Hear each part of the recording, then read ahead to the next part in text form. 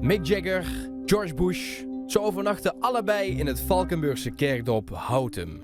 Hier in dit château, Sint-Gerlach. Dat was oorspronkelijk een klooster, maar in de 19e eeuw werd het omgebouwd tot een kasteel.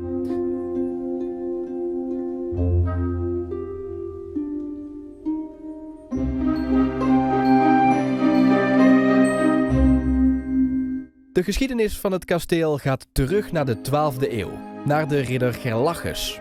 Die liet al zijn bezittingen achter en trok zich als kluizenaar terug in het Guldal.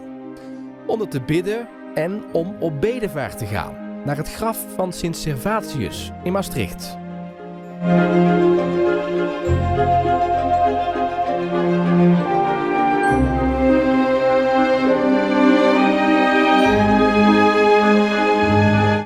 Camille Oostwegel, zelf een jong uit Houtum, kocht het kasteel in 1994 en renoveerde het complex. Van boven is goed te zien hoe groot het complex is, met de aangrenzende kasteeltuinen. Op de achtergrond is de Mergelhoeve te herkennen, die nu omgebouwd wordt tot de nieuwe entree van het landgoed van Château Sint-Gerlach. De kasteelhoeve Broers krijgt onder meer een winkel met Limburgse streekproducten.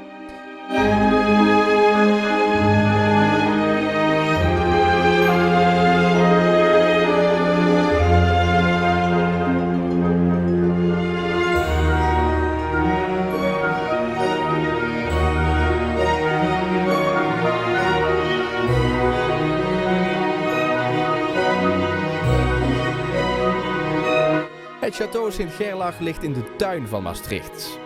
Als we iets naar het zuiden vliegen, zien we kasteel Geulzicht in Geulhem. Daar begint de Brakkenberg.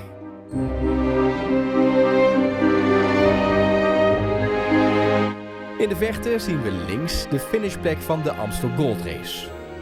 Maar de lens van de camera wordt getrokken naar een volgende prachtige kerk in Zuid-Limburg.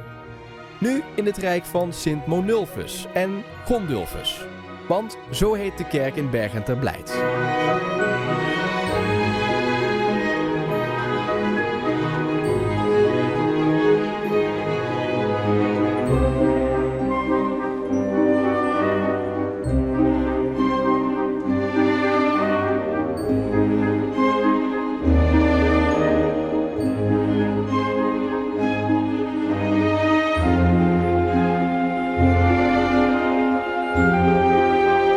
Vlak naast de Rijksweg tussen Maastricht en Valkenburg.